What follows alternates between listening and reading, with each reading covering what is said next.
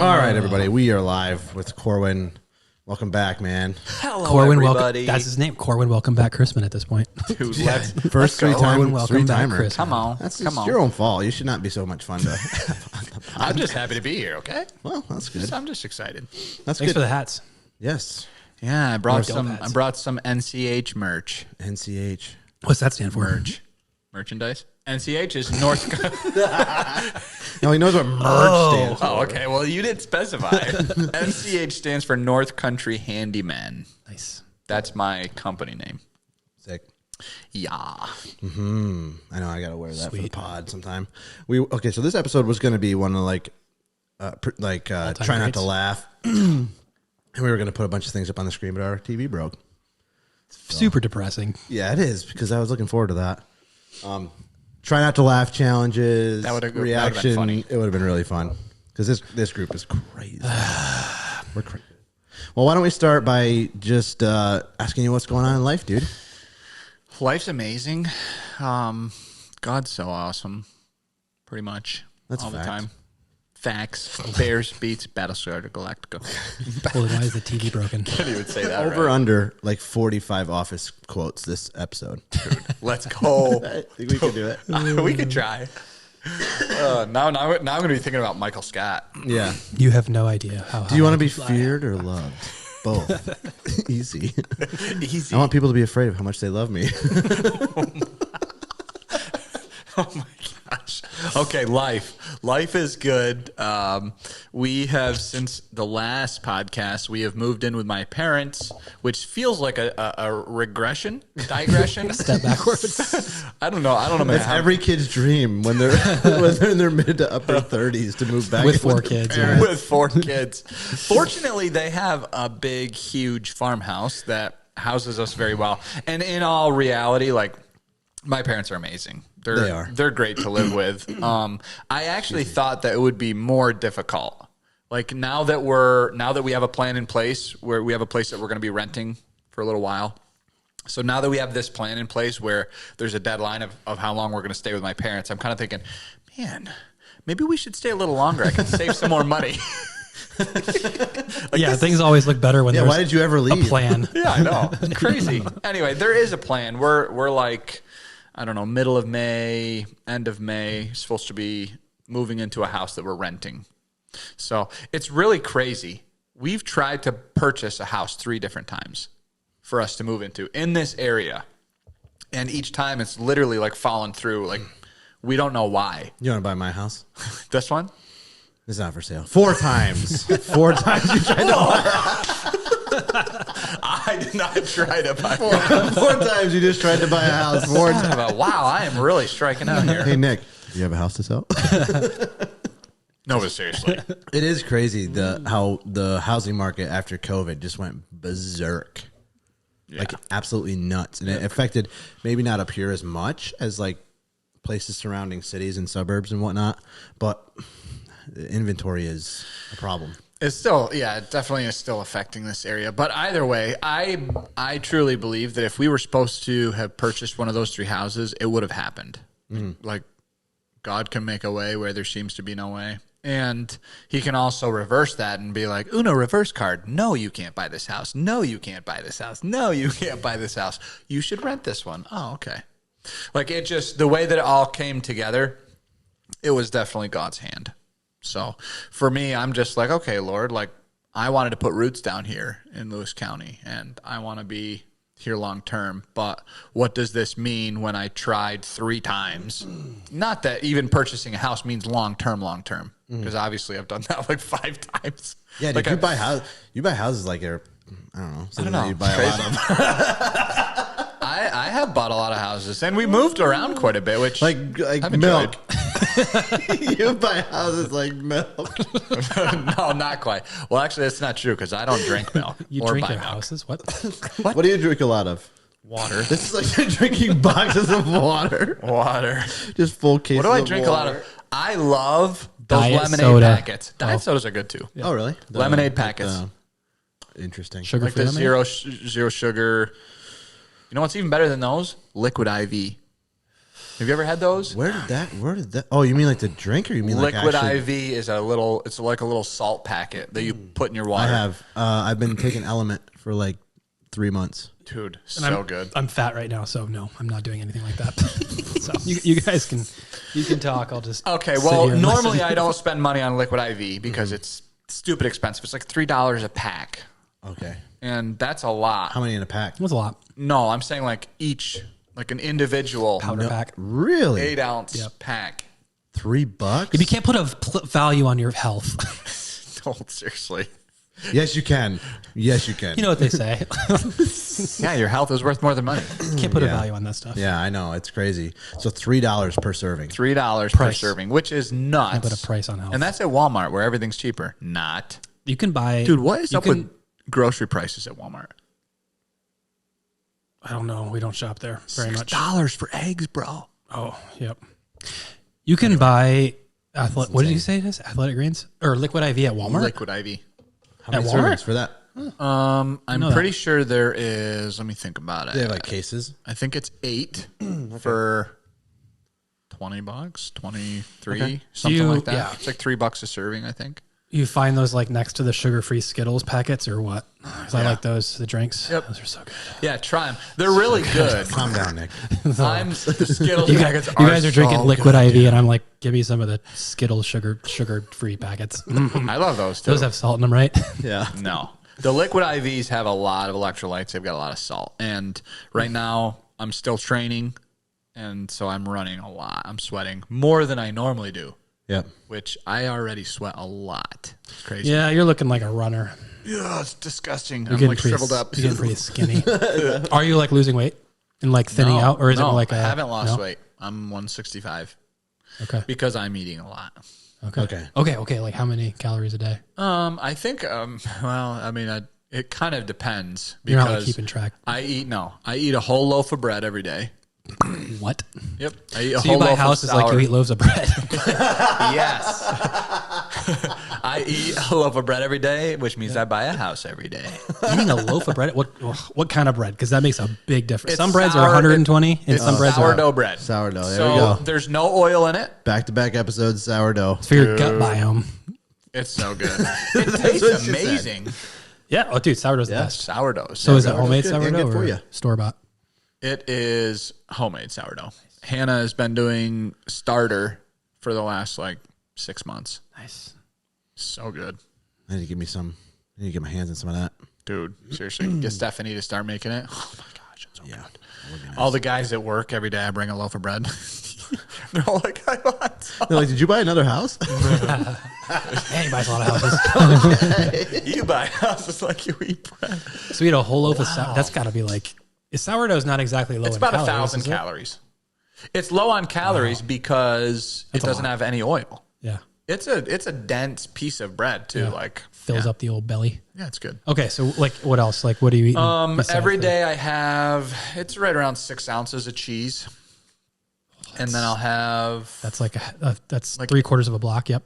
I'll have 8 ounces of chicken or turkey or some type of lean protein. And then I'll have some peppers and some carrots and whatever else Hannah throws in my bag. That's usually what I eat And you're for working lunch. physical jobs, so you're burning calories throughout Yeah. the day. That sustains your running. Yeah, well. pretty much. And I'm not really eating breakfast right now. So I'm basically eating that meal, and then I'll eat dinner, and then I should be proud of this, but I'm not proud of it. I've had ice cream every single night for the last 4 months. Ice cream. Every night. That's great, man. Literally every night. So good. I like cookies and cream. That same one every time. No, not necessarily. Okay. That's Usually I add a little bit of peanut butter and maple syrup together and make this little peanut butter maple syrup. Oh. Sometimes I'll add a scoop of protein. Okay. Dude, have you seen that video? your ice cream sounds disgusting. No, dude. Oh, why can't we pull it There's up? only a couple of videos out there ever, so. Have Have you seen that one video? About and they're like, protein. The guy that makes a protein shake, and then he adds protein. Then you add a banana, and then you add a scoop of protein. Then you add some water, and then a scoop of protein. Dude, you know which one I'm talking about? I know that guy. Is that Hilarious. is that the huge guy? No, Dude, I love the people who Noah. make fun of fitness influencers. You ever seen that? We can't pull it up. So what are we doing here? Go and search it later, y'all.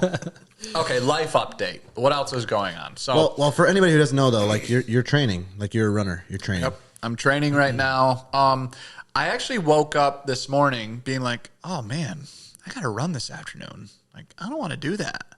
I'm getting to the place now after 8 months of running every day to where I'm like, I just want to go and lift some weights.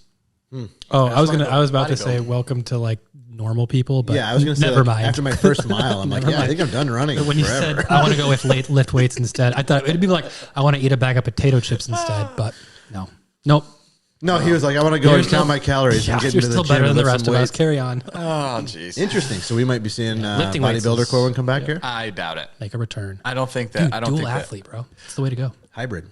Hybrid would be pretty cool. But do you know how difficult it is to lift weights and train for stuff like train for stuff? You know? I do. Okay. I watched a video. I watched a video of a lady saying that like you can't. The reason why the hybrid athletes are so popular nowadays is because running. I don't know if we talked about this. Running by itself does not produce muscle growth in your legs. Right. And so like the best form of fitness is combining running and weightlifting. And because that's why people get hurt when they run. If you don't lift weights and make your legs stronger through weightlifting, running is actually worse for you because like you're not building the muscle and the surrounding supporting muscles. Therefore, you get hurt if you just run because running by itself does not produce a load to grow muscle. So if you just run, you get hurt. Does that make sense? Right. Yeah. Well, yeah. A lot of times it leads to straining your body in a way that it can't recover fast enough because the muscles don't actually have enough nutrients that's going in, and they're not being stretched. They're not being. You need to grow your legs ripped through apart the way that a squat is going to do it. Right. You need to grow your legs through weight training to be able to run healthily long term or something like that. So yeah, it's probably why you're there, so it doesn't matter. Yeah, it's probably why Nick Bear's so like fit and strong, and like they can and juiced to the ears. If he's natural, I would be so surprised. Greg Doucette would argue with you all day long, every day. That he is not natural. Nick Bear is not correct. Yeah. I don't think you can work out like that. I just really like Nick Bear, so I wanted. I know. But in his defense, he's never said like I'm natural. I don't think.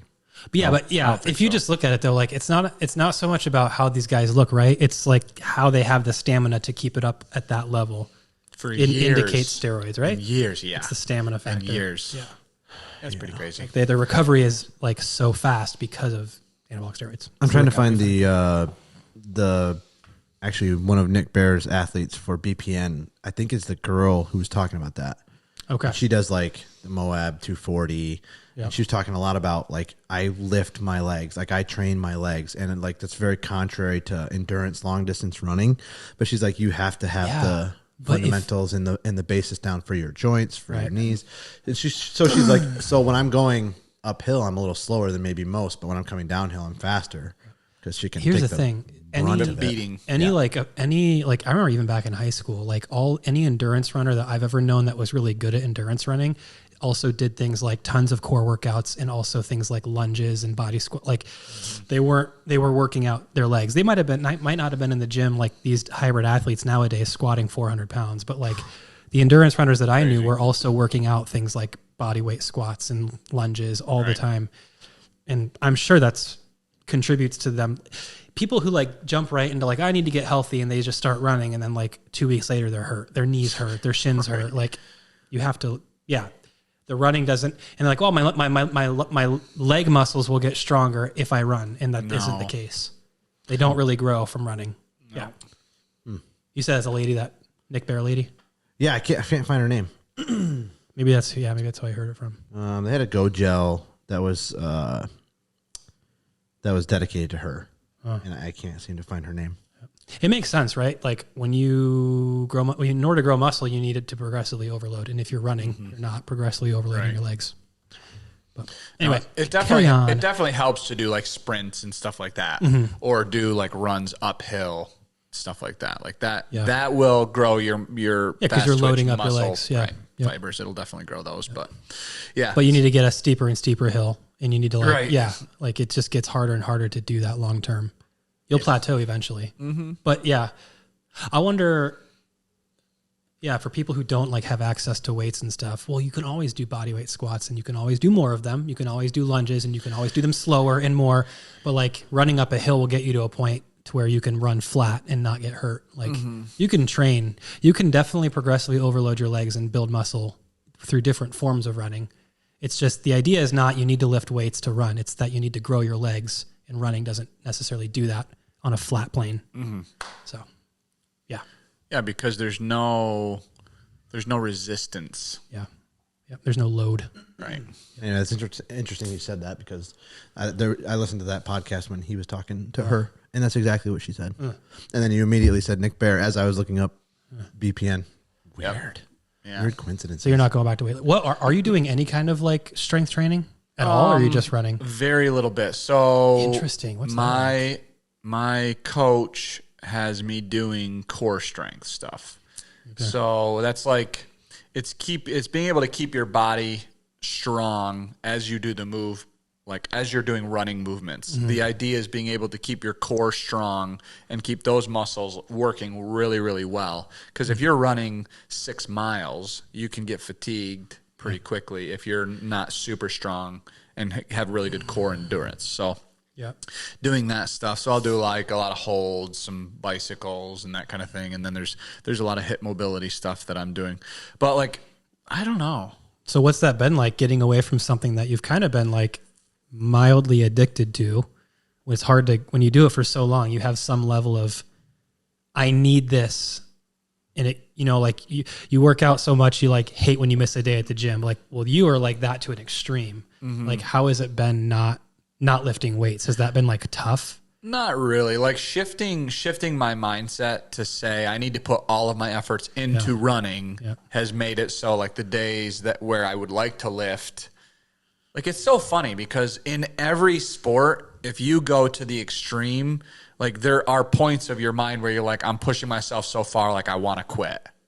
So you could get that way with CrossFit. You could get that way with bodybuilding. You could get that way with jump rope. You could get that way with biking or any of those things. So like now that I'm getting to the place where I'm training hard, like, trying to run like 1200s under 6 minutes and doing repeats of that is just like, by the 4th set, you are dead. It must feel so freaking good when you're done. Like those are legit running workouts. And when you're done, you must feel like $1 million. Yeah. It's funny. Like I go through, so my app that my coach has me following, my app, I can gauge between 1 and 5, like how I felt. And then I can gauge between 1 and 10.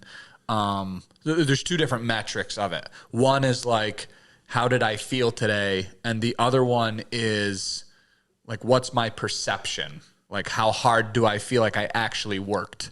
So I kind of put those 2 numbers together. And a lot of times, like, I feel pretty good. Like, after the workout's done, I feel pretty good. And I'm also able to say, like, it wasn't too difficult. But there's sometimes when I do a workout when I'm like, this was my absolute max, and I didn't feel that great. And I can usually correlate it to the amount of rest that I got and how well like I ate that week. It's just interesting, those 2 correlations, because my heart rate, my resting heart rate is going down. Like it's been going down for the last 8 months since I've been running and really training my heart. Like it's down in the low 40s. Let's do it right now. All 3 of us ready? Okay. What am I doing? We're doing our resting heart rate. So what? 20 seconds? You want a time? Hold on. I just need to concentrate on counting. Did somebody start a counter? I don't know. What are we doing? We're all just holding our necks. Somebody say time. Somebody set a timer. Hold on, I got it. Am I supposed to be setting the timer? My bad. I thought you had a timer. My bad. I was just looking at my thing. I thought you got your phone My out. thing says Okay. 40. All right, 20 seconds. My resting heart rate is 40. That's so low. No, don't do the computers. You got to do the actual pulse. I'm doing Okay, hold on. Then I'm gonna. How many in a timer? 20 seconds. Okay, ready? We'll multiply it by 3. And go.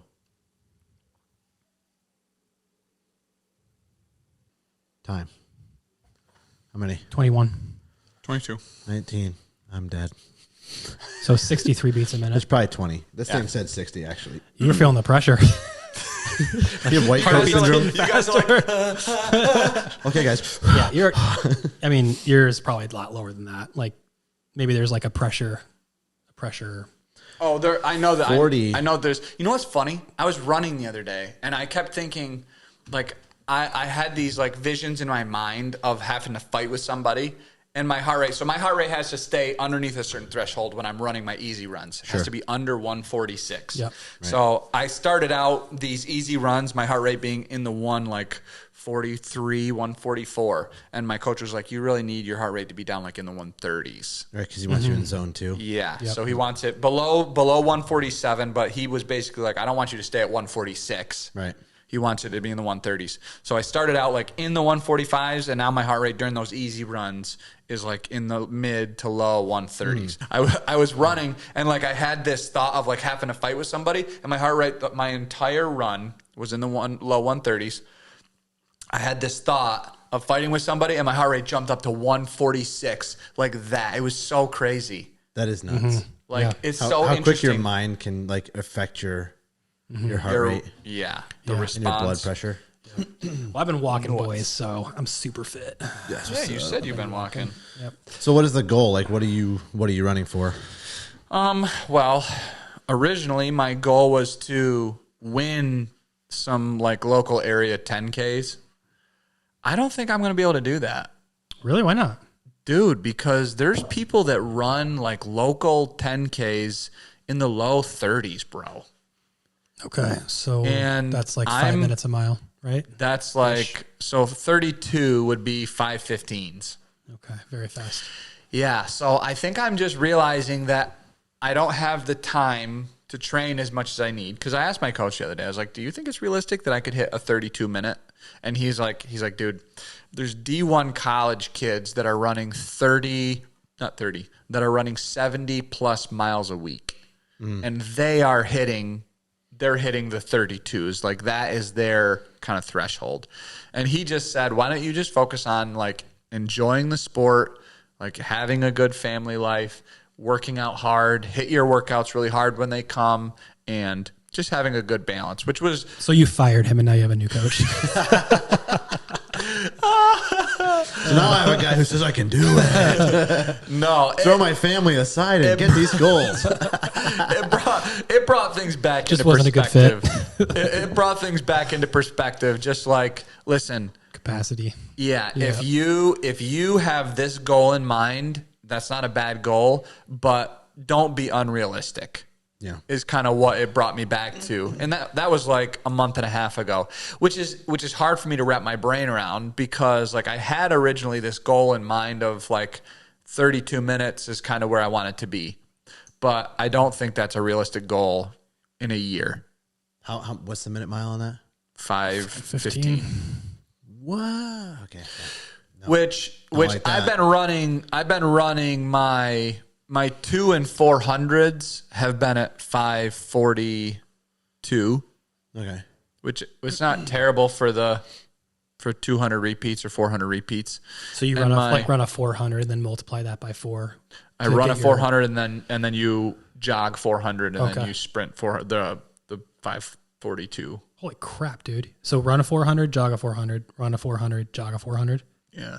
And you do that 4 or 6 times, depending on what it is. And you're running a 540 something doing that? 5:42, yeah.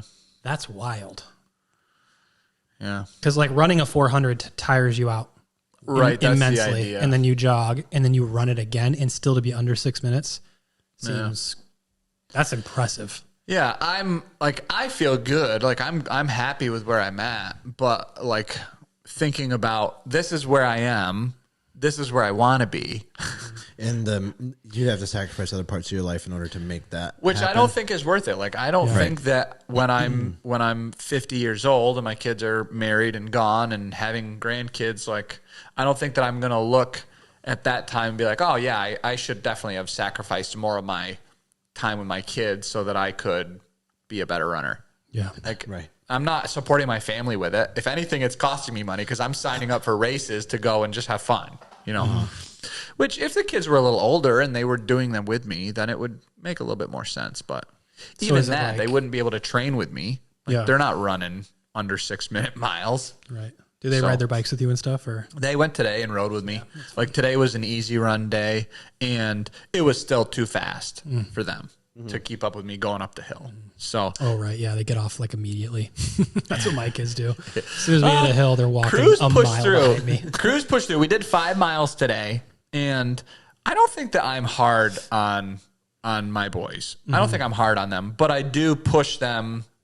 I push them farther than what they want to be pushed because I think it's good. I think it's good to like actually require something that makes you work a little harder than what you want to work, especially as a 9-year-old.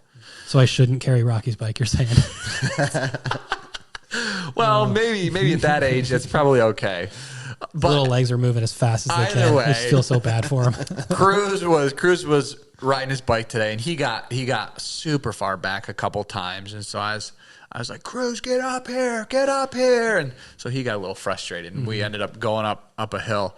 And before we hit the hill, we went on a little bit of a flat spot. So he got up to me. I said, pedal as fast as you can, get way up ahead. And so he gets way up ahead, but then I catch him like halfway through the hill.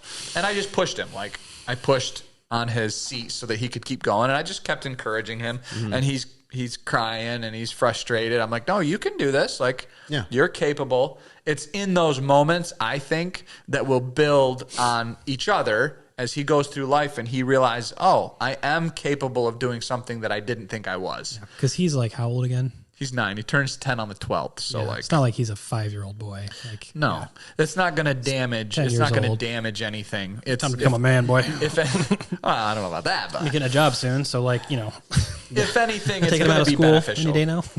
Right?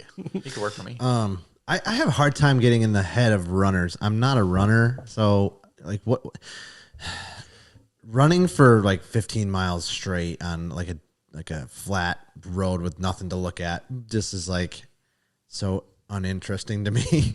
So I respect it a lot because I don't understand it. Yeah. Is that something that you would ever like consider doing longer distance stuff? Like hike/runs/ I love hiking. If I could get a group of guys to go and do it with me, then sure. It's dangerous. Hike running in the wilderness is dangerous because if you don't have somebody with you and you break your leg, or if it gets super cold out and something happens, or you fall and hit your head and you get knocked out, like there's a lot of different things. There was just a hiker this last year from Canada that went up and tried to do one of the high peaks, like just a little after Zeke and I did it, and he got lost and died. Like, oh yeah, I heard about that. Yeah, I did hear about that too. So like, it's no joke. Like going up in the Adirondacks, if you don't have somebody with you. Yeah, well, maybe that's why I'm so fascinated with like these, like the ultra runners, just because it's like so beyond like what I could ever fathom doing. Sally McRae was the lady. She's done like the Moab 240 and the Western States 100 and probably Leadville too. So she like barely knows anything, whatever. Yeah, she probably doesn't even know a lot about running. But that's more like it's not speed stuff. You're talking about speed running. You're talking about track running. Road running. Or road running. And this is more like hiking / jogging / it's endurance. Ultra marathon endurance. No interest in doing ultra marathon. I don't know. Maybe if Jody Durgan called me up one day and was like, "Hey, you want to go do this with me?" I would. He's done. Yeah, yep. He's done a couple, and I think I did not know that. Yeah, that's pretty awesome. I don't remember what the last one that he did, but it was a longer one. I thought it was like 40. Okay, 40 or maybe 50 miles 40, somewhere 50. in there. Which is long. That is long. Carrie Herbine's done one. It was our guest episode like 4. He just like threw that in at the end. Like James Bond. Oh, by the way, I've run a couple of ultra marathons. Really? Yeah. I didn't know that. Yeah. All right, so you touched a little bit on kind of how you push your boys in parenting. I think that'd be a good segue. We can kind of get into that stuff since I'll never understand running. Bunch of weirdos. Nick, do you like to run? I do when I get into it. Yeah, like if you force yourself to do it for a time, it starts to become enjoyable. Yeah. Yep.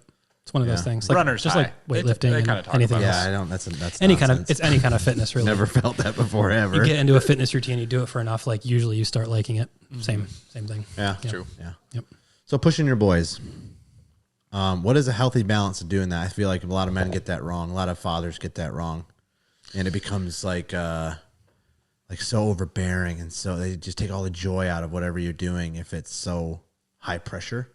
How do you balance that? I think a lot of guys use their immaturity as a mask and say, "Oh, I'm just pushing them to be better." Not really. I think it's usually maturity in the fathers not knowing how to lovingly push their boys. I think that's what it is. And I think a lot of people would say, "Oh yeah, I do that." But if you sit down with some fathers that really don't know how, like, you realize really quick that, okay, somebody hasn't showed this guy how to do it and how to do it right, how to do it well. And usually it comes from a place of insecurity. How do you do it and do it well? Ask my dad. Yeah, what does that look like? Yeah, I don't know. It's interesting. Like, I think back to like what he required of us. And I think the first step is just requiring a different level than what like the normal standard is for boys, for humans in general. And I think it's walking alongside of them saying, "Hey, here's what this looks like. Here's what it looks like when I do it," giving them a healthy understanding of what it looks like to push yourself and what it looks like to give yourself grace also, and then what it looks like to be in pain but still move forward and not putting people down in the process. I think that's the area that people need some work. It's like, if you have to put somebody down in the process of learning or growing or expanding, it's not going to be beneficial. It's not going to do the same thing as just allowing yourself to look at what's ahead and say, okay, here's the avenues that I have available to me. How do I get to that place? And then when something gets hard, just saying, "Hey, I need help getting through this." Even as a father, like going to my boys and be like, "Hey, what would you do in this situation? How would you do this?" And then showing them what it looks like to actually go to somebody else and ask for advice. So that's one thing a lot of guys don't want to do, is they don't want to ask for advice. They're just going to do it. So just giving them a healthy understanding of what it looks like to work your way through something. And then when they're on the other side of that and it's like, "Hey, we're going to work our way through this. How would you do it?" Give them the opportunity to do that. And then also say, "Okay, well, here's a better way, or here's a different way, or try this." Or I think it's hard. It's hard to not get frustrated in the moment when it's like, I know that you can do this. Right. Or like, say a kid decides, "Hey, I'm going to quit the baseball game because I'm upset now," or "I want to get off my bike because it's too hard to pedal." Like, I think it's really difficult because as fathers, we want to be like, just do it. Like, it's not that difficult. You know what I mean? Like, you get that mindset of just figure it out. But like, going back to like when you were 12, it's like, what did I need in this moment? What would have helped me if I was your age? And then doing the same thing, or knowing, you kind of have to know your kids. If you don't know your kids and have a relationship with them, you don't know what's going to help push them forward. Right. You know that scene from Facing the Giants where he's like having him bear crawl blindfold across the field? And he like, what is he? Doesn't he like tell him he's blindfold, and they're like making him think that he's only on the 20. Mm-hmm. And they're like, "You're on the 20. Or that he's closer. Like, he's closer than he thinks he is. Yeah. Something like that. Like, "You're almost there. You're almost there." And he's got like, he thinks he's only going to the 50-yard line, but he ends up going like the whole 100 yards. Oh, yeah. You're like, yeah, right. He has him go like way further than he thought he had to go. Yeah. And he ended up going the whole football field, and he like didn't think he could do it. Like, that's a good example in my mind of like, because like they're yelling, like the coach is like yelling at him. He's screaming at him. Like everything that like on the outside would look like, whoa, like you're yelling at the kid. But like, it wasn't like that. Like it's the heart that matters. So the guy's like screaming his head off at him, like, go. And you wouldn't typically think of that as like a healthy thing, but it's just different. Like when your heart is in the right place. Yeah, I don't know. That's what that makes me think of, is pushing them. It's not always going to look like, it's not always going to look on the outside like, you know, this like loving, gentle encouragement. Sometimes it is like there's like a roar, and like, you know, father pushing son is like, you know, maybe you're yelling, maybe you're psyching them up or whatever. But like when your heart's in the right place, you don't look like you're screaming and yelling at them, but that is what you're doing, right? Like, it's just like a interesting like way of how like you push a kid with, but it's your heart posture that matters. Yeah, it's interesting. Yeah, I think age is a factor as well. Like, I think you could probably scream and holler at a 10, 11, 12-year-old differently than you can scream and holler at a 4-year-old. You know what I mean? Like, motivating a 4-year-old looks very different than motivating a 10-year-old. Right. So I think some of those things, and as you grow up with that child and you show them what motivation looks like, what healthy motivation looks like you can start implementing some of those maybe like harsher or stronger avenues, because they're going to have to figure it out. They'll have to be pushed. They're going to have to figure that out. The older they get, school age or college age, or you get married, you're going to have to fight your way through, not fight with your spouse, but you're going to have to fight your anger in order to live in unity with your spouse and not get angry with her. Like, you have to be able to fight that anger and push yourself past that. So there's so many good things that come from being able to push yourself through a hard situation. So it comes, you're saying that it comes a lot to the maturity of the father and displaying good example and what that looks like. I would argue that it's a lack of emotional maturity to be treating a 4-year-old the same you would a 12-year-old. Like, you have to be able to kind of granulate that over the long term and be, okay, we're going to graduate that as it goes, and to display it at a personal level and be a good example of what it looks like to push yourself, but then also to kind of reaffirm where your heart is pretty regularly. Yeah, I think it's super important that even like after a difficult moment where you've pushed one of your kids and maybe they are crying or maybe they are a little frustrated, like coming back to that and explaining, hey, here's why I did this with you. Like, I want you to understand that this is a part of growth. Like, I didn't do that because I don't love you. I didn't do that because I'm frustrated with you, or I'm upset with you, or that I'm not happy with where you're at. It's like, I'm calling you to a higher standard. I'm calling you to be able to work through these things. That way later on, when you don't have me here, like, you have the security of me next to you doing this. And when I'm not here, you'll be able to do it on your own with the Lord, obviously. Yeah. And when you make the mistake and you're pushing out of anger, frustration, pride, whatever, to correct it after. And you have to say that.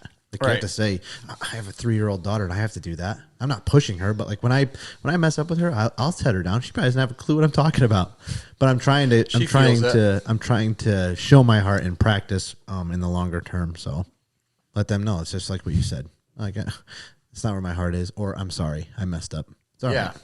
Humility is huge. Like, if your children can see your humility. Exactly. What? Yeah. I'm thinking of, like, if I sat Isla down and tried to do that, at the end she'd be like, yeah, and then I ate a ladybug. I'd be like, all right, that was a complete waste of time. Exactly. Yeah, exactly. Yeah, but it lays a foundation. She might be like, oh, ladybugs are cute afterwards, but it lays a foundation and it normalizes something that's not normal in our society. Right. Just like the love that so many children don't receive from their parents. Like, you're normalizing that for your kids, and they're going to then reciprocate that, and they're learning what they're going to need to do for their children someday. Yeah. And my 3-year-old does show that sometimes. Like, every once in a while, you'll see that played out in reverse, and or when they make a mistake and they'll be able to apologize like right away. That's because of the foundation that we laid with them before that. Kids are not naturally, they are bent toward chaos. They are bent toward like anger and all of these other things. And you have to curb that. And if you can get to a place where your kids are proactively apologizing at such a young age, it's the foundation. And I think that that's going to serve her well. The jury's still out. We'll find out. But never know. Yeah, that's good. I think you can push to the point where it's just like discipline, right? Like you can discipline your children to where it's not abuse. And some people would probably argue that corporal punishment, where you spank with a switch or... Dude, you don't have to execute your children just because they do something wrong. Yeah, exactly. Don't execute. Oh, corporal punishment. No. Well, you said capital punishment. Bro, what? What? If you get rid of it altogether, you're getting rid of a valuable tool that the Lord gives us. So you don't want to, not only do you want to not get rid of it, but you don't want to go so far the other way that you're damaging and you're breaking down trust between you and your kids. Right. Which happens very fast if you're not careful. If you discipline out of anger, it can happen really quickly. Yeah. Yeah. Do you follow like current events at all? I do not pay Good for attention you. to social media. I do not pay attention to media. I do not pay attention to government. I do not pay attention to laws other than the local ones so that I don't get arrested. That's important. I'm kind of weird. Like the most I get of the news or even the weather is when I'm on the treadmill running and it's just like up there and I'm listening to my... Is that what you're listening to? You listen to like some Pace music. techno music? One usually between 175 and 180. Pace BPM. music. Oh, yeah. Interesting. It helps you run. Right. Oh, running hack for when I feel don't like go I've running. For when I never run. It does. I do not like it. It's crazy. Like people will talk to me about what happened. So here's a really good example. I was talking to one of my good friends the other day, and he shared really quickly and very passionately about some individuals that got deported. Yeah, it's a hot button issue in Sackett's the Harbor. area. In Sackett's Harbor. And yeah, it's a big topic and big issue. They were kids, right? So it's pretty important. And I didn't know anything about it. So I couldn't even comment on it with him. Like I kind of just, he was pretty grieved by it. And so I just, Bible says to mourn with those who mourn and weep with those who weep, rejoice with those who rejoice. And that's usually how I live. So in that moment, I was kind of grieving with him in that moment and kind of feeling his frustration. And it didn't really matter what I was feeling in that moment because I didn't know anything about it. So I was contemplating it a little bit afterwards, and I was like, man, I really don't know what's going on. And so I was kind of thinking, is that a good thing? Is that a bad thing? Like, Right. do I need to make some adjustments here? And I just felt like the Lord was like, no, you don't need to make any adjustments because most of this stuff that people are watching and listening to and hearing is just causing them anxiety. And so that's why I pretty much just stay away from the news. And people tell me stuff that happens. It's not like my head is underneath a rock so that I don't hear anything that happens in the world. Right. You know what I mean? I'm okay to talk about current events and stuff like that, but I don't seek it out.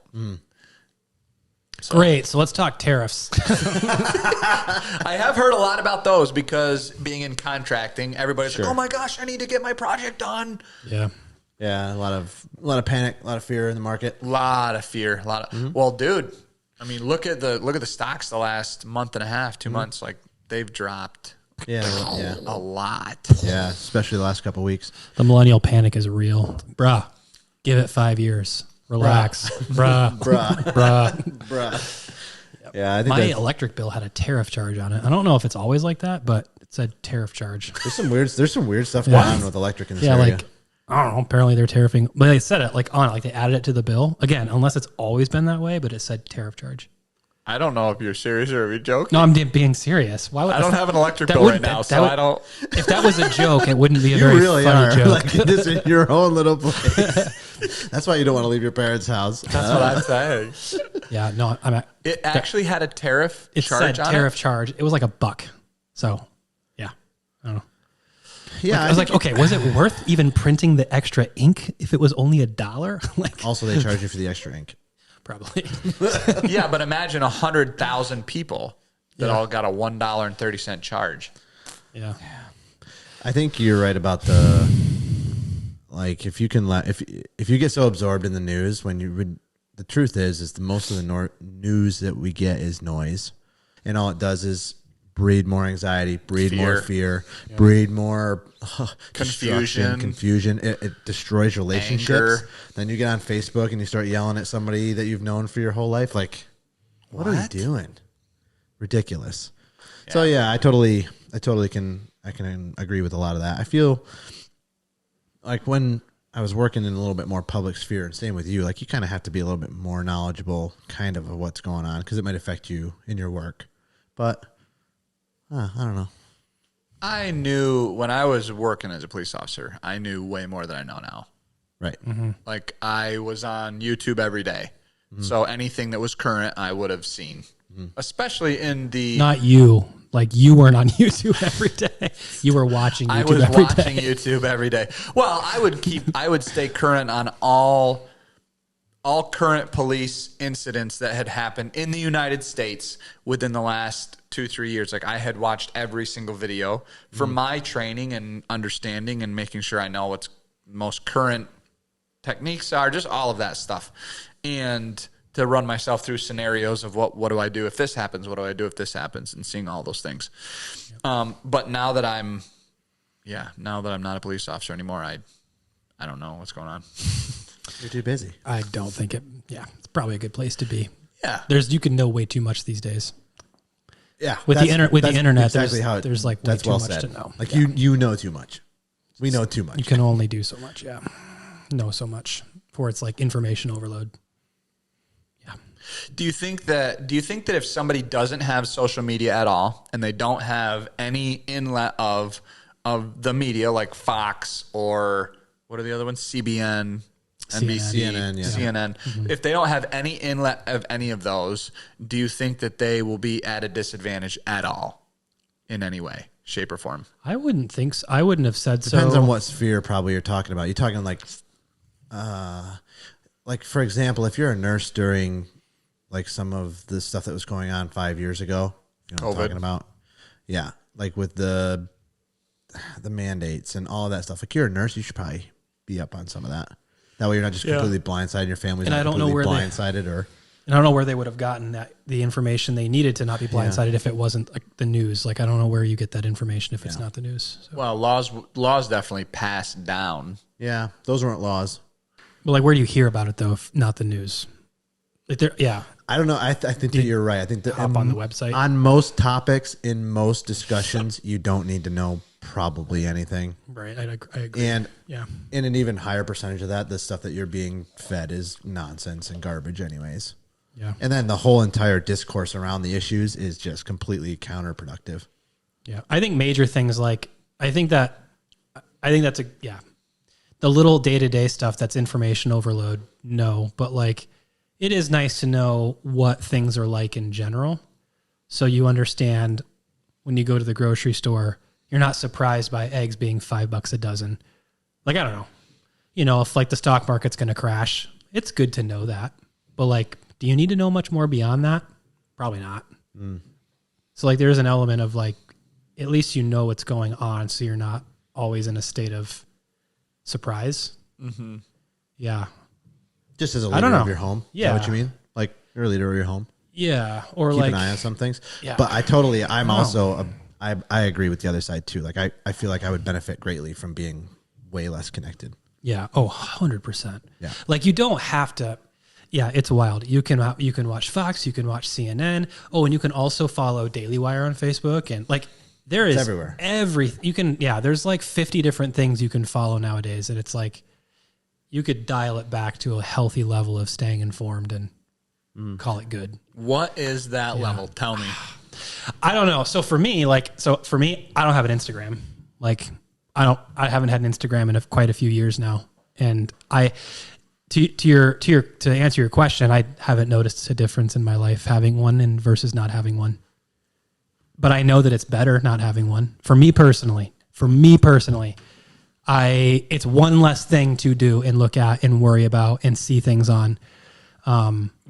So like, I assume that like the whole news, taking in the news stuff is the same. If everybody were to like, or for me, if I were to take in one less news source a day until I was down to 0, I wonder if I would feel the same as like how I feel like not having an Instagram for quite a few years now. Don't notice the difference. But I know that I'm probably better off for it. So like, that's my opinion. Like, just if you would wean yourself off, maybe you realize you never needed it in the first place. Yeah, I don't know. Or that it really doesn't influence your life all that much. Yeah. It didn't add value. If anything, it made your life a little bit harder. So you're better off without it. Yeah. I don't know. Yeah, it's interesting. What do you think? The only reason I'm on Facebook is for amazing deals on Facebook Marketplace. That's the only reason I'm on Facebook. Dude, I know. I thought about getting rid of Facebook one time, and then I was like, well, how am I going to do Marketplace? Dude, that's literally why I have Facebook. It's funny. I have deleted it off my home screen. Yeah. So, like, I just don't go. It's funny. You, like, find yourself pulling your phone out just at random, like, intervals, and you're like, wait a minute. Why do I have my phone in my hand? Whenever something's not going on, it's almost like an impulse. Yeah, it's weird. Subconscious impulse. Weird. Like what Nick's doing right now. Yeah. No, but I took it off my home screen, so I actually have to like work a little bit to get to Facebook. Yep. And the only reason I've been using Facebook anyway, for probably almost the last year, is for Marketplace. Mm-hmm. And if I was able to delete Facebook and just have Marketplace, I would. Mm-hmm. The business has a Facebook page, which we're posting videos like once a week, twice a week. So that I'm kind of curious about, like the data, like who's watching the videos, how many people like them, or do people comment, hey, you should come do this project for us, or like, are we getting calls because of Facebook? Because like after a year of putting those videos out each week, like somebody has to spend time editing them and then figuring out, okay, which ones are we going to post and how long is it going to be and what music do we put to it? Usually Angelo puts those videos together, or Kimberly. Okay. And then they post them on Facebook. So I want to know, after a year of them doing that, did we make any sales because of that? Because if we didn't, what a waste of time. Mm-hmm. So that's just that data I like to know, and I like to be able to see the graphs of here's how many people did whatever on it. But analytics overload. Yeah. Even so, like, I don't know. I don't even know if it's worth it. If you have to post every single day or every week for 52 weeks and you get, let's say we get 3 jobs out of that, is it worth the time? Probably not. Probably not. Not when you're doing 100 jobs a year. Yeah. Right. It's probably not, because somebody has to spend extra time outside of their work time putting those together and doing them. Yep. So I don't know. We'll see after we've been posting them for a year, if we continue. Yeah. I don't know, because I definitely am very, I don't know. I covet my time and value my time very, very highly. Mm-hmm. And so I also covet and value my employees' time very, very highly. Right. And care about like their families and where they're at and what's going on. And so those are some things that I'm kind of just thinking about. It's pretty deep. Deep, yeah. You asked me a question earlier just about deep stuff.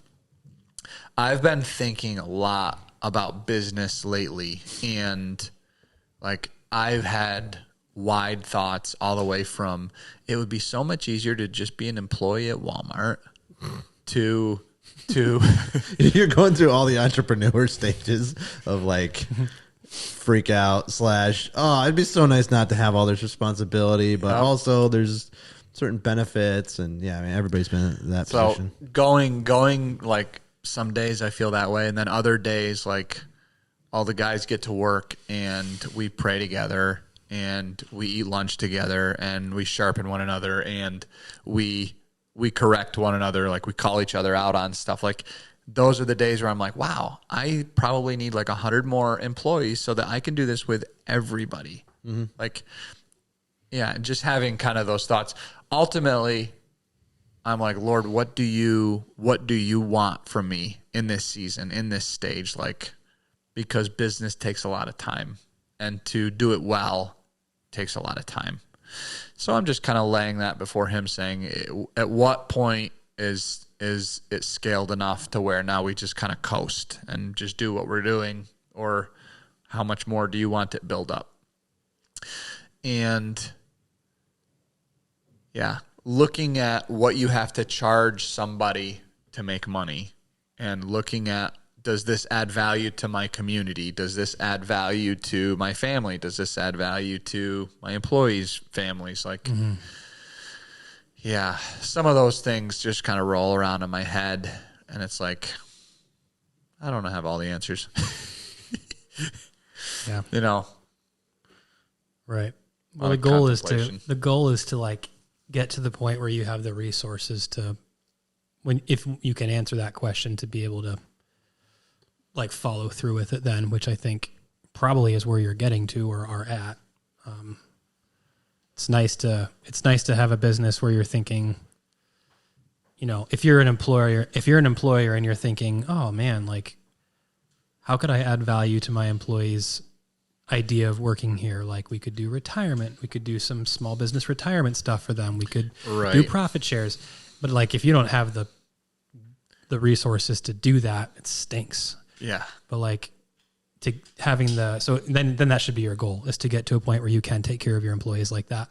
But if you are at that point and you're thinking about that stuff, like, that's a good place to be, because then you could actually do some of those things. So maybe it's not all bad.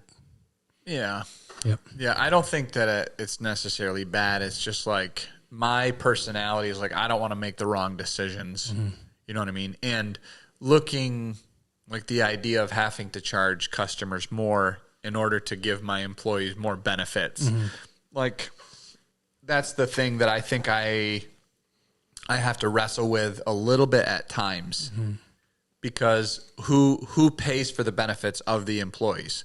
Well, in the long run, I believe that a customer should pay a little bit more so that they have people that are working on their project that want to be there, who are pleasant to be around, who are going to do a good job when nobody's looking, and who want to be at work. Mm-hmm. And so ultimately, I think that serves the customer better to have people working that are getting paid more, who have those benefits, who are liking their job and want to be at work. Mm-hmm. Yeah, I think that's ultimately what I have come down to, making those decisions. And it's like we're talking about getting another company truck. That way one of the guys can have a take-home truck. Like, my heart for everybody, all the managers, is for all of them to have their own take-home truck and have the ability to pull a trailer if they have another job that they need to go to, or if they're working on, like, and be able to pay for all the gas to and from work, and to be like, hey, you know, if you need to run around town, like, it's got our logo on it, so there's advertising right there. You put company gas in it, and then if you need to run and get eggs, that saves the wear and tear on your vehicle and saves a little bit of money for gas for you. Like, some of those benefits are, where my heart is at. Yeah. I think if you look at any business, like,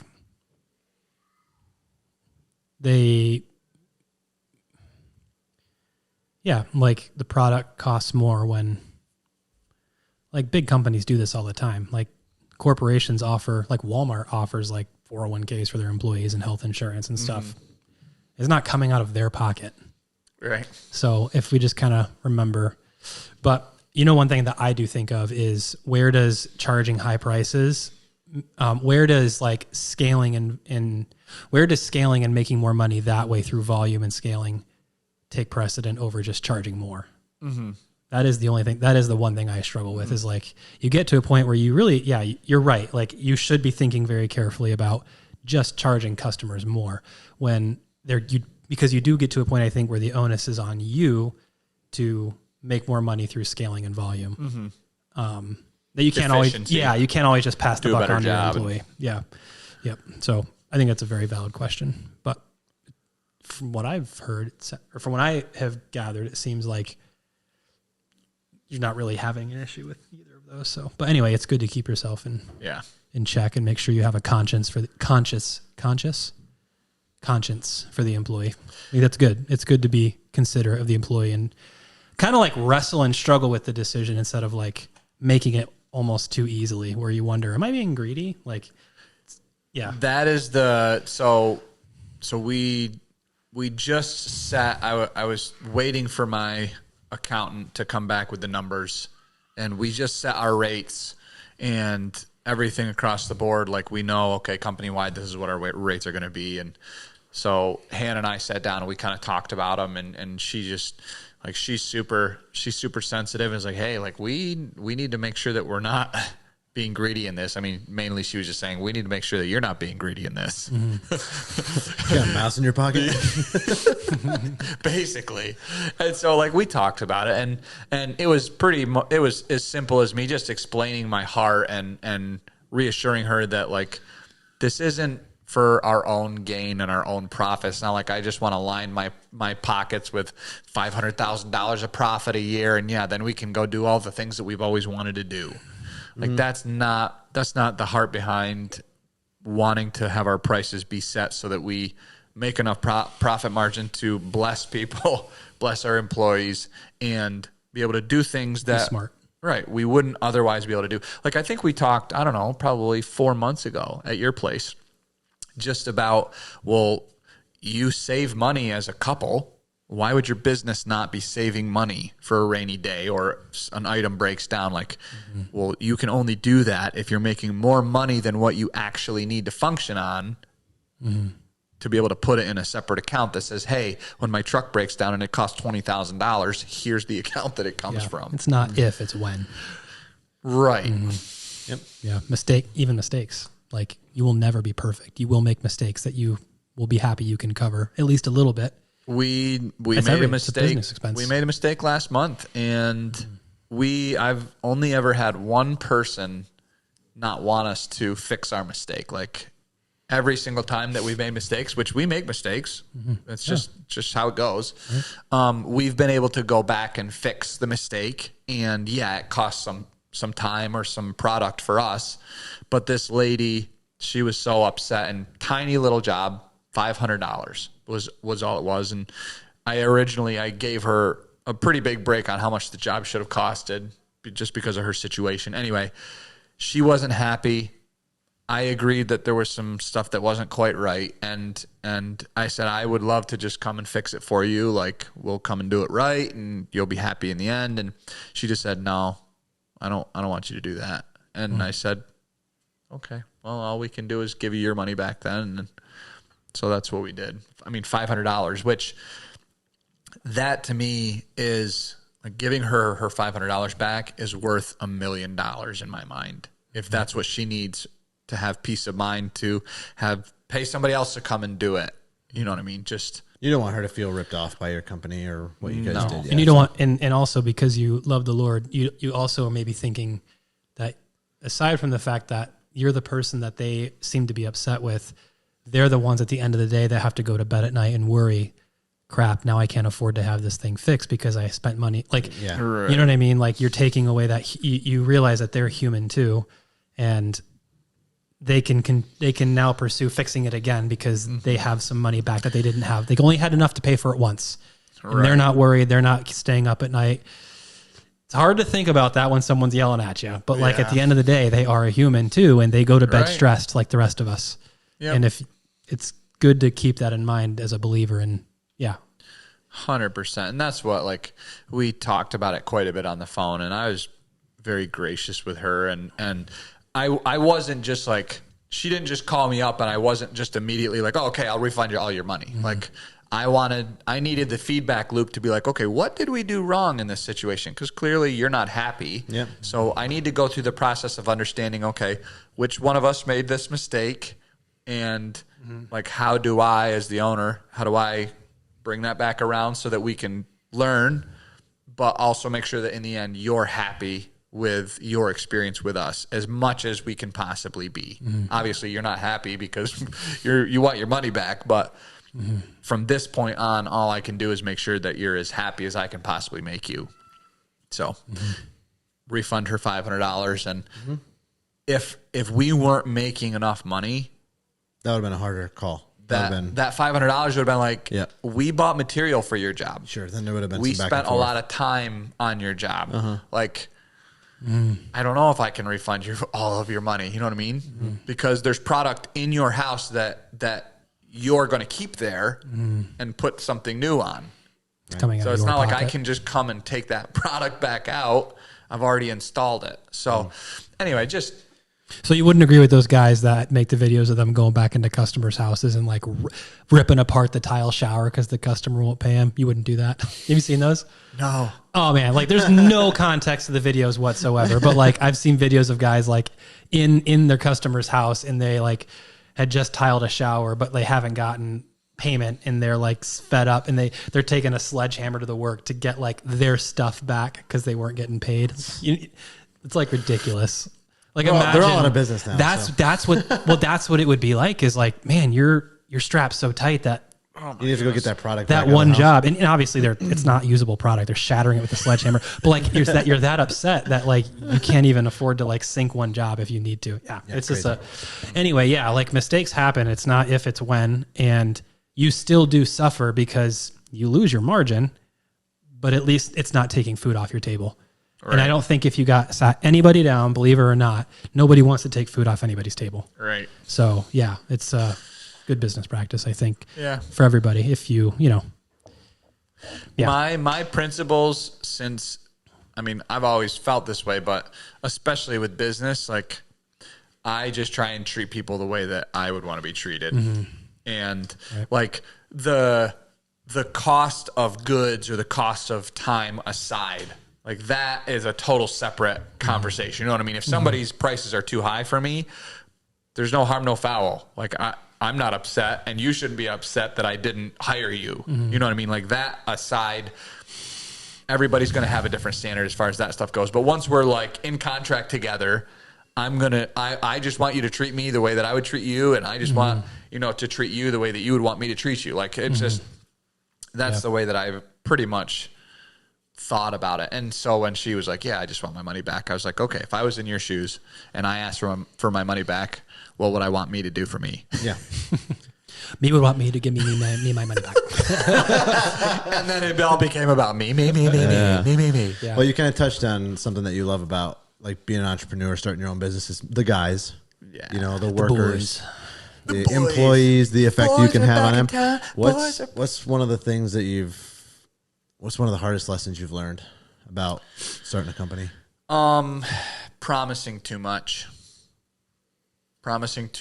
to some of the guys. Like it's interesting when God's asking you to do something and you do it, but then you add some of your own to that like promise. Then you have to go back later and be like, hey, so I messed up and I'm sorry, but like I promised something that I can't deliver on. Oh, an example. You promised somebody $1 million salary. I said you would make $1,000 an hour. Yeah, I think a good example would be this. Do you want like a legit example, or do you just want like hypothetical? Hypothetical. Whatever you want. Whatever you want. That's probably better. If I promise you that I can give you every Friday off because the business is doing so well, right? But then, like every time Fridays come around, like I'm not actually able to do that, and then I kind of take it back from you. Yeah. Like after 6 weeks of you then working every single Friday, like we're both realizing that this isn't like I overextended. I gave more than I was allowed to. Yeah. That's not a 1-for-1 ratio, but that's a pretty good example. And how do you rectify that? Humility. Humble pie. Yep. Just sit down and say, I messed up and can you forgive me? And are you willing to work with me and still do this thing together, even though it's not the way that I said it was going to be? Mm-hmm. Yeah. So that's basically what I did, which was no fun. It was hard. I didn't want to do that because everything inside of me wanted it to be the way that I had promised. Sure. Yeah. But it just, yeah. It sounds like part of your personality is that you want the world for your employees. Well, then that's what you're going to want to promise them. Like, and that's not that it's an empty promise and like you then have them on the hook to now give them Fridays to work. No, it's like this is actually my heart, but like we need you now for Fridays. And is that something that you can continue to do with us? Right. Any entrepreneur or business owner will tell you that like working with people is like the hardest part about running a business. Right. And all of these things are like interpersonal dynamics that you got to figure out, and you can't really mess up too many times or they're gone. Yeah. Well, then you start over. Then you start promising really low. Well, that's the interesting thing. Like the Lord has brought a group of guys together for me that are amazing. Like they're fantastic. They love the Lord. They care about my heart. They care about each other's hearts. They care about the customers' hearts. So like that stuff I am very blessed with and fortunate to have the guys that I do, because they're very gracious. Mm. And if for some reason they had to leave and go do another job, like I hold them very loosely. Like they're not mine. If they wanted to go get another job or start their own business, like they're all capable of starting their own businesses. Right. So if they wanted to do that, I would bless them and release them and say, go do it. Let me know how I can help you. Is there anybody that you look up to in business or has a big influence on you? That is a good question. And, I mean, you could even extend outside of business. Like who's your biggest influencer? My biggest influencer, man, I would say probably in business, one of my biggest influencers would be Tyson. Seeing how he operates his business has definitely influenced like the way that I am operating mine. I wish I knew more. I wish I could like go be there for a week so that I could hear the conversations and see the process of how he talks to people. But I've heard enough from some of his guys and from him just talking about how things are going and the way that he's running stuff that it has influenced how I operate. There's not a lot of, I don't take a lot of influences in other than biblically, like how does Jesus treat his followers? Mm-hmm. I think it applies in pretty much every situation.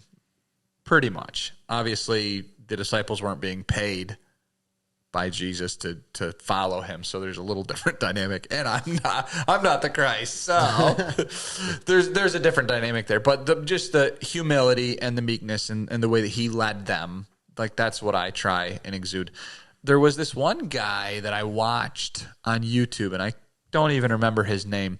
It was just an interesting, like 15-minute video on management, like how to manage people and how to help workflow happen and fix feedback loops. And so that was interesting. That was one video that I've watched in the last year. It wasn't super long. It was just like this, it looked like a self-help guy who had written a book on business kind of thing. But that was interesting. I sat down and watched that with the guys and got their ideas of kind of what they thought about and implemented a few things there. I would say another guy is Evan Jennings. He's crazy intelligent, very smart. The way that he thinks and how he functions in business is really, really cool. He's helped out a little bit with some inventory stuff for us, and I definitely appreciate how he kind of compartmentalizes things and puts different pieces of information in these different boxes so that you know what you're looking for and how to get the data out of certain things. And so that's cool. That is what he does. That's his specialty. Yeah. He's super, super good at that. So they call him Evan Boxman Jennings. Evan Boxman. Evan Boxes Jennings. Evan Boxer Jennings. Why? Because he puts everything in a box. Puts things in boxes. Metaphorical boxes. Yeah. Of course. Spreadsheet boxes. So I've heard. Spreadsheet boxes.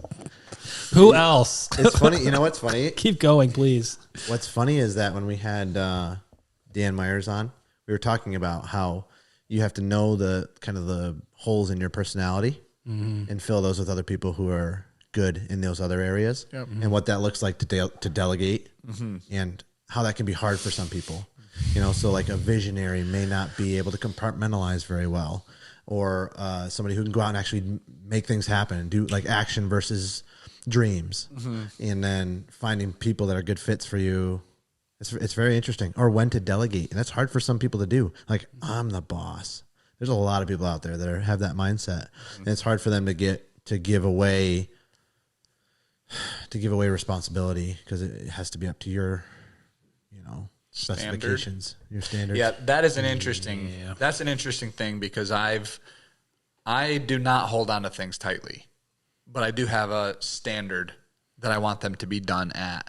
And so it's interesting because there's different times where I've given responsibility away and have had to take it back and then like try a different way to give responsibility. And so that's something that I love the thought of like, you have to know the holes in your personality because there are some areas like me, I would work until 3:00 in the morning.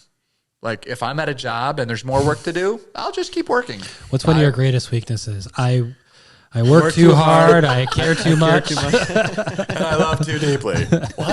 What?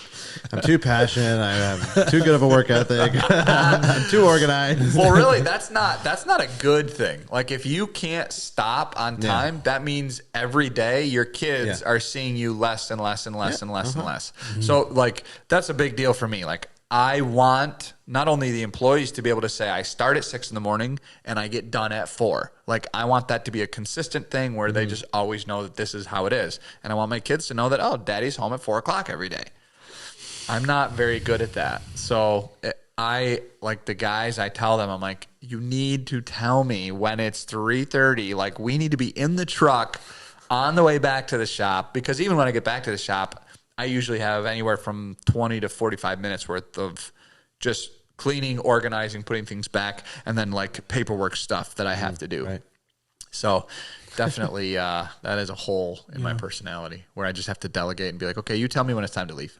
Too much of a good thing can be a bad thing. Yeah, absolutely. I know that sounds really weird, but it's true. Like too much of a good medication can kill you. Right.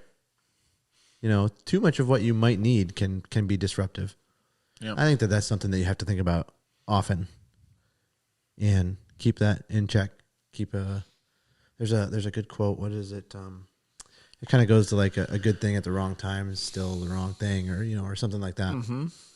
And that's a good perspective builder for business and for life and to know your parameters and stay within them and know when to venture out and take some more risk if you can or when to be complacent and okay where you are. And that's a hard thing to do, especially for industrious people. Mm-hmm. Okay, so even moving outside of business, biggest influence? Oh, biggest influence. I would say probably my parents. I don't take a lot of influence from people that I don't know. I don't take a lot of influence from people that I don't actually have personal relationship with because I think there's a lot of fake out there, even in televised churches and Instagram people and Facebook people and YouTube people. Like, I don't know what you actually do. You know what I mean? You can look really, really good. Like, it's not difficult to make yourself look good. Like, I have a YouTube channel and I edit videos.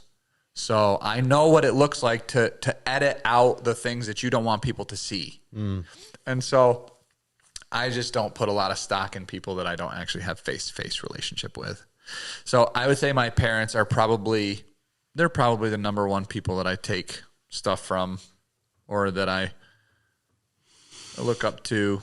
And then I have different couple friends that like I'm watching their track record with the Lord and with each other, and they're gaining weight. Like their words are gaining weight the older that they get. And the more that I see them growing with the Lord and with their children and with their wives. Because I think that is what is tried and true. Like if you see people's relationships with one another growing and their fruit growing, like that's when it's like, okay, I care about what you think a little bit more. And I'm going to actually listen when you speak, and I'm going to make time and a priority to hear what you have to say because there's valuable things there because I can see it from the fruit. So there's really not a lot of influences in my life other than the people that are around me, which I'm kind of hoping that How it should be, probably. This season of my life is weird because we went from Carthage, where we had our house. We had people over all the time, and we were fellowshipping. And Bump Carthage, we back. Let's go. We ain't never going back. No, I was there, and we had a lot of relationship, and then we left, and then we moved into a tiny apartment where, like, we didn't have anybody over, like nobody, and we were so used to fellowshipping with people and having good, close community and that kind of thing. Anyway, to moving in with my parents, which that's a little bit easier, but still, like, you don't want to be inviting people 3 nights a week into somebody else's home where it could be disruptive to them. And not that they would ever say not to. It's just like, it's just being respectful. So that's something I'm really looking forward to with getting in the new place where we have space and we can have people over for dinner and we can actually hang out and have some fellowship. So Grandma and Grandpa's there. They're big influences. I would say the amount that Grandpa and Grandma have prayed really influences my prayer life, and seeing the fruit in all of their children and grandchildren and great-grandchildren. And yeah, talk about fruit. Yeah. Yep, it's nuts. And then usually who I'm sitting under, whoever's my pastor, I try and put a lot of weight behind what they say and do, and what's the word? Yield myself to their wisdom, come underneath their authority, and give them opportunity to speak into my life and say the hard things when maybe I don't want to hear them. Yeah. That's a pretty good circle. Like, those are like all the people that it should be. Yeah. People that you know, people that have known you for a long time. Yeah. It shouldn't be people that you don't know or people online. Oh, for sure. That's a pretty good, or like, even like, honestly, sometimes even. Man, dude, politicians. Right. Like, politicians, even like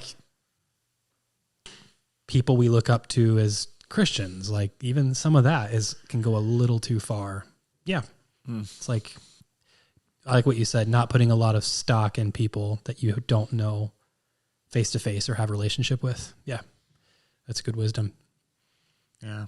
Yep. Because it's not always like social media people. It's often it's like people that you are tricked into thinking should have influence in your life. You know, like, yeah, I'm thinking of guys like Dave Ramsey, that kind of stuff. Like, yeah, those are great resources, but like, let's not go too far with it. Like, let's remember that who we know and who knows us in real life. Yeah. That's like the important stuff that you really let into your heart and let affect you and teach you and raise you. Yeah. Yeah. I usually look to see does what you're saying line up with Scripture? If it doesn't line up with Scripture and I can't find that in there someplace, like, yeah, maybe it's good, maybe it's working for you. Like, I'm not going to discount what you have to say. Yep. But if it doesn't line up with something that Jesus said, he is ultimately what I am trying to emulate my life after, trying to mimic. Yeah. That's what he said to do. He said to be just like himself. So athletes are another big one too. Like people we can look up to and put too much stock in. Like, yeah, that's really good advice. Yeah, that's where I'm at. Yep. What Dope. Just to kind of segue, like what's next for you? Continuing the business, we are hiring another guy this coming Friday. So that will be 5 of us that are full-time. And that's Josiah Cross. He's going to be coming on with us full-time. It's cool. I would love to find a house that we actually purchase. We're going to be renting this house, which everything in like the normal Corwin is like, It's like why is that? Because there's just no like identity. There's no stakes. You they're like to be established. no, it's because I don't like to flush money down the toilet. Oh yeah, The renting, like, I've just never been of the mindset of renting, because then you're not building equity in anything. So anyway, that part of it is just like makes me sick to my stomach to think about doing that for very long. Yeah. Tell us more descriptive words about how it makes you feel about that. I go home and vomit every night. I get queasy just thinking about it. No, so when we can find a place where we can purchase, like that will be good. Really what's next is just loving my kids as much as I possibly can, going deeper with the Lord. I love to worship. That's really fun. It's really good. I feel probably the most connected when I'm worshiping. Not that I don't love listening to Bible readings or doing Bible studies or even messages from somebody preaching. I like that stuff, but I definitely feel most connected when I'm worshiping. So we have a worship night coming up on April 18th over at CCC that we're doing. And I don't know, I feel like the Lord's been laying on my heart to start doing some worship nights regularly again, like we used to do at Matt and Tish's. Yeah, I think that there's a lot of good stuff there. And so the Lord's kind of been putting that on my heart and just kind of asking, okay, what does this look like? Is this just a one-off thing, or is this supposed to be more regularly? Or, yeah, I don't know, living life, enjoying marriage. I love being married. Oh, yeah? Oh, my gosh. Why? That's a good thing. It's How amazing. Yeah, what's so great about it? So it's really interesting when you marry somebody that's willing to give as much as you are. Like, it makes life really, really enjoyable. Like, being together and being willing to serve one another at the same level or very close to the same level makes it so it's just easy to be around each other. Plus, I love Hannah's personality. We have a great time. Like, we have so much fun. It's super good. And we're on the same page when it comes to the Lord and going after him. Like, I don't ever have to convince her, hey, we should pray together, we should worship, or we should spend some time with the Lord. Like, I never have to try and convince her of any of that stuff. And yeah, our parenting is very, very similar. I'm definitely a little bit harder than she is. She would be a little bit more giving, a little bit more Nurturing. Yeah, kind of like a woman is supposed to be. Mm-hmm. I think it's a good. You're canceled. You can't say that anymore. What? Can't say what? You just can't say any of the obvious anymore. Oh, okay. You know, women are nurturing and patient and kind. And okay. Men Not all women are. That's fact. Absolute fact. Oof. I've seen both sides. Anyway, it just makes life easy. Like when you have somebody that's trying to go after the heart of the Father with you, I think it just makes it easier. It's not like it's like perfect. There's definitely times where we disagree on things, but I think that's when you can really tell the health of your marriage. If you can sit down and you can disagree and work all the way through it, and not feel any unforgiveness or bitterness, not feel any roots growing of dissension or that kind of thing. You get to the other side and you're like, I love you just the same, if not more than I did. Even if we disagree, even if we get to the other side and we completely still disagree, like if you don't feel that negative stuff there, I don't know. I think you're doing something right. She went to a spa the other day, bro. Like, dude, she went to a spa. Tell us about it. It was one overnight. I mean, I wasn't there, so I don't know. I don't know how great it was. I mean, she said it was amazing. It was an overnight. She went to an overnight spa. Nice. With August for her birthday. Cool. It's like, how is it that my wife leaves for one night and I miss her? Dude, I know, right? It's crazy. Not like I missed her too, but like I know. She's pretty great. He's talking about with his wife, with his wife. Yes. Brielle will go away for a weekend, and I'm like a mess. Yeah, like it's just not fun. Like, yeah, it's just not fun. Yeah, I totally know what you mean. That means you probably married your best friend. She's going away for the same thing this year, and she was like, last year was the first time, and I was like, I'm always like, yeah, like I never said no. I'm like, yeah, go ahead. And this time I was like, but what am I going to do? I don't know. We'll talk about it. Did you do your homework? No, I said yeah, but I was like, it was a little harder. Yes. I honestly believe, like, I would say this to anybody that's married to somebody and it's not easy. It's not fun. It's difficult and it's hard and it feels like work always. Start laying your life down for that person. And don't expect it to be, the 50-50. Just lay your life down. Yeah, just lay your life down and do it and do it and do it over and over and over and over and over again. And do it for 10 years. Well, they're not doing it back. Ugh. What then? Just do it anyway. Yep. Do it anyway. Yep. Do it the same way that Jesus lays his life down for us. And Christianity aside, start serving your spouse and start loving them with no agenda of receiving anything in return and see what happens. Do it. I challenge you, do it for 30 days. Try it. See what happens. That's a short amount of time. Love a good 30-day challenge. 30 days. You can lose 100 pounds in 30 days. Yeah, no, seriously, try it. 30 days. And just see what happens. Like if your wife loves or your spouse loves flowers, go get her flowers. If she's the type of person that needs like physical touch, just come home one night and be like, "Hey, I set up a night. The kids are gone, and I'm going to give you a massage." Ew. Winner, chicken dinner for both. I thought you said without anything in return. No strings attached, right? I wasn't even putting strings on it. It's not the best example. Okay. Well, I don't know. Okay, well maybe she's just the type that wants to hold your hand. So put on a movie and be like, "Hey, I just want to sit next to you and hold your hand tonight." Mm-hmm. With no idea of what's going to happen after the movie. No ulterior motives whatsoever. Or maybe she's an acts of service person and like she needs the floor to be vacuumed after dinner. Or maybe she needs the laundry to actually be folded. Tell her you're going to vacuum the floor. What does that mean, actually folded? Don't just do it and say it. Fold the laundry. Maybe she needs to actually fold it like it's not usually in the house. Yep.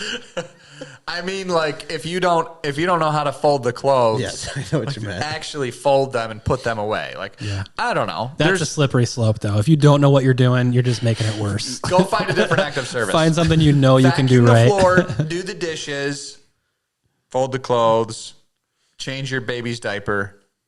Take the garbage out. For 30 days. Should we try that challenge? What's today?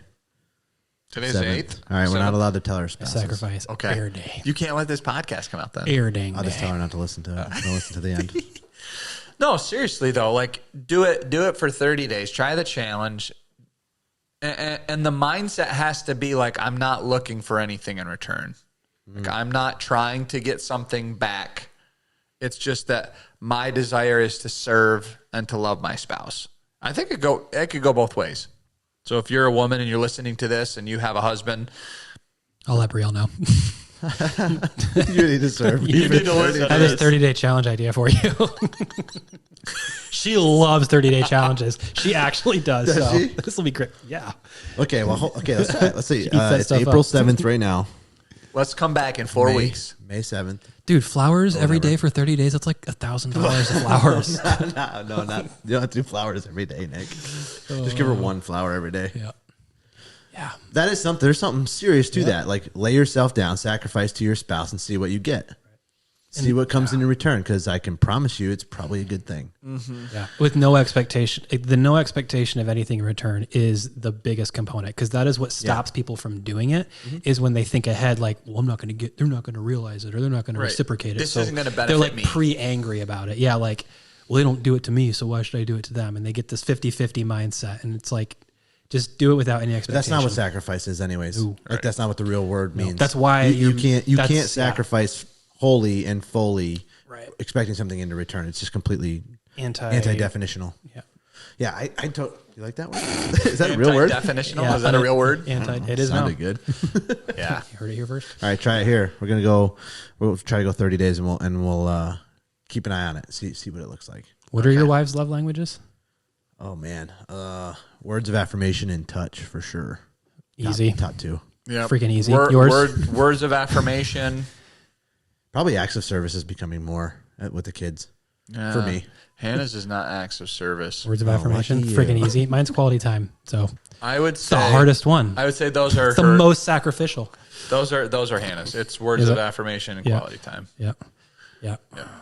Gotta Dude, find I love time. this. Finding time to. I love this challenge. Yeah, so it's much. easy to like. I can do acts of service all day. For some reason I find that easy. It's because it's your love language. It's not. It's What's actually your love not. language? I just know how to do laundry and I know how to do the dishes and I love to help, but it's not my love language. I don't like you do it for me. It doesn't like I don't care. That's how I know it's the finding time in our busy lives to have quality time when you're like pooped at the end of the day. Like that's challenging. Like Thinking that's to about me. it, Yeah, that's hard. Setting aside time, like getting a babysitter and hey, we're going out tonight. Yeah. Yeah. When, every day you're used to like, oh, let's hit the sack at 9 because we're both so pooped. Like, yeah, that one's tough. I find that very challenging. But 10 years of being great at acts of service hasn't changed my wife at all. So like it is important to sometimes realize that sometimes it is going to be a sacrifice. Like you can't force them to, like you have to realize and understand what turns their wheels and what gets them going and like sacrifice even when it's hard. It is a struggle to find time for like connecting, business, kids. No, it would be more of a struggle, and it's probably because of money. It would be more of a struggle to like get away because it's like, do I want to spend $50 on dinner and a movie or like that would be more of why I wouldn't do it. But she wouldn't even care if we spent any money. She just wants to know that you thought of something and like planned it. Yeah. Yeah. Just because you were thinking about me. Like that would Same. Yeah.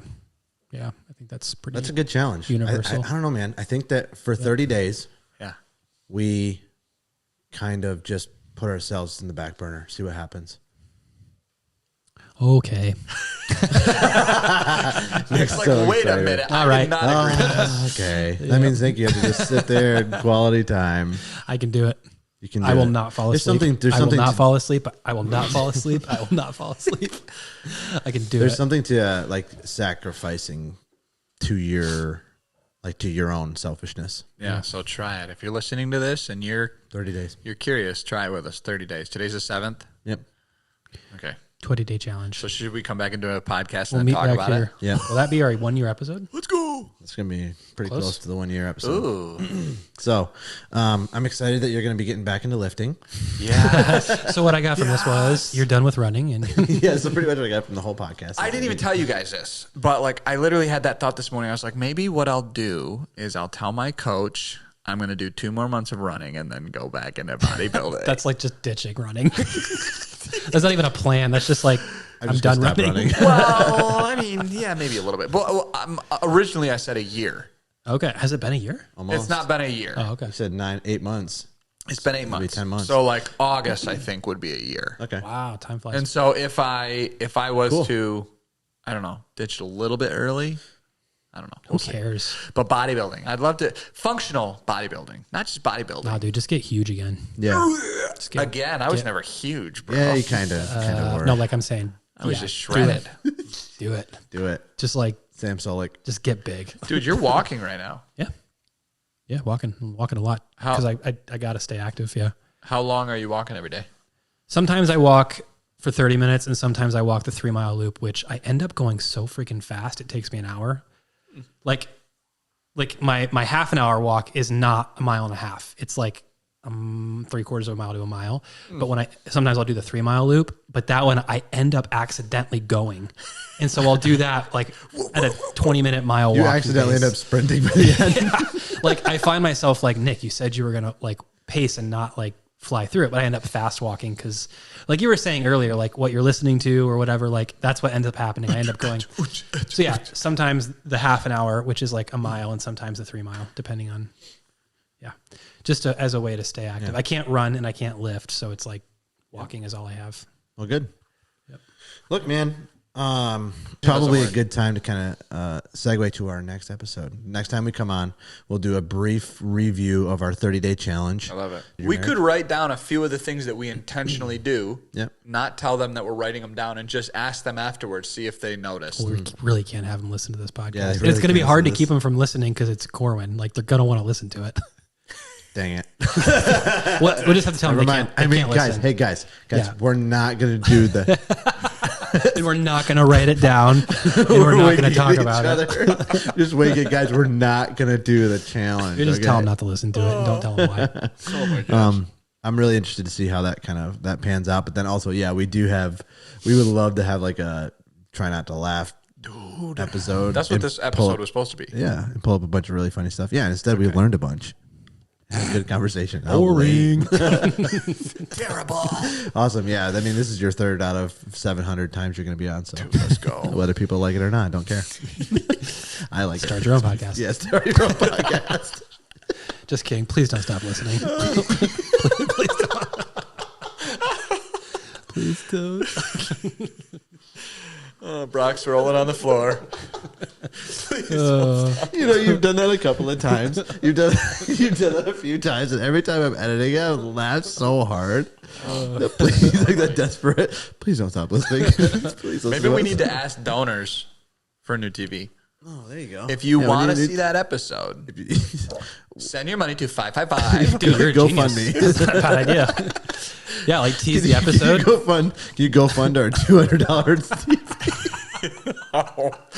We're taking $2. We just start a GoFundMe for the $200 TV. I only need $102 donation.